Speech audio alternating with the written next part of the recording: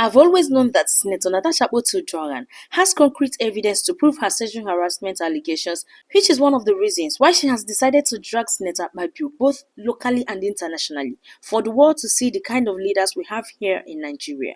Truth is, when you are smart, you will know there is time for everything. So hold on a bit because I'm going to attach a video shortly so that you can clear your doubts about the sexual harassment allegations against Senator Akpabio.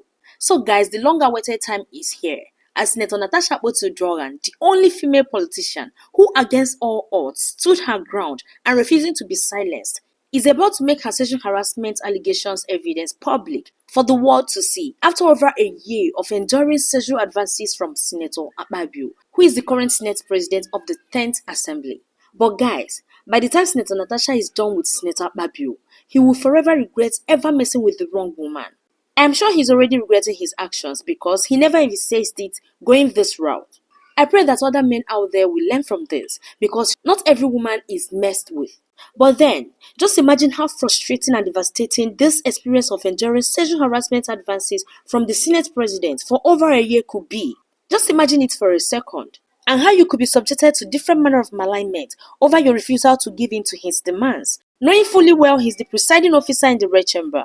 Now she has found courage to speak up because, according to her, she has reached her breaking point. And there, a lot of people are now calling for her head for speaking up against Senator Akpabio. Please, who could it be before she could speak up? Or shouldn't she have actually spoken up?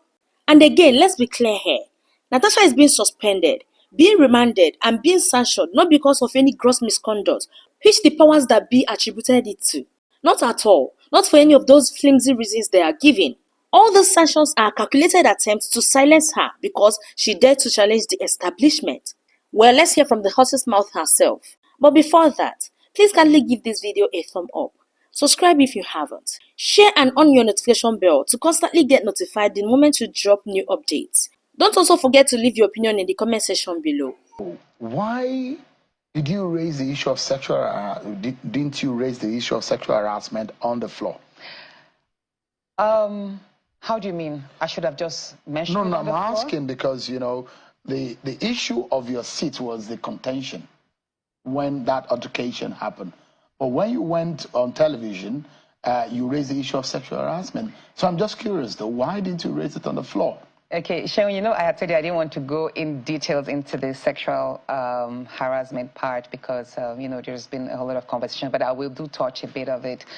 When I started rejecting the advances, when I rejected the advances and I experienced the hostility, you know, I did mention a number of times to my husband, who would then speak to him. And there was a time, we were also in London last year, January 12th. We visited him, his wife was there, and my husband was like, oh, why is it that you're a bit unfriendly to her and that she's complained? And then he right there, he was like, oh, why are you always reporting me to your husband? Why don't you tell me directly?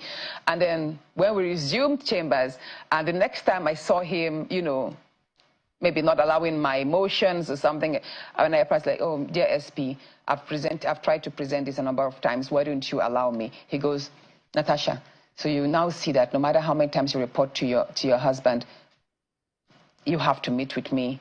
This is my space. Talk to me, blah, blah, blah, make me happy and all of that. So I don't want to go into this, but the point is, I have a number of times met with people, even some senators. Did you regret telling your husband about the sexual harassment when it started?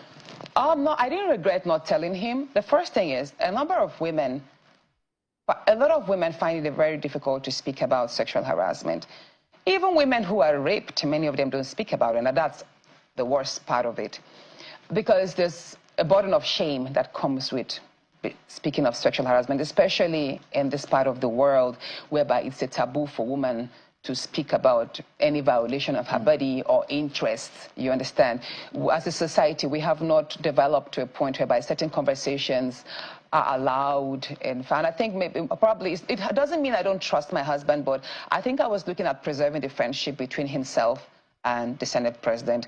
I didn't want to family relationship is totally collapsed right now. Well, I think, as for me, I don't think I would want to maintain any friendship with a person who does not respect boundaries, and I don't think we would have. They're claiming that there are no evidence, no shred of evidence that you can prove that Akpabio harassed you sexually. Is this the court? No, not a court. Exactly. So no, let's leave that part. And I've come back to the fact that you're a lawyer. Yes, let's leave that part. At the right time, I will prevent, at the right time and in the right space, I will present the evidence that I have. But let me say this.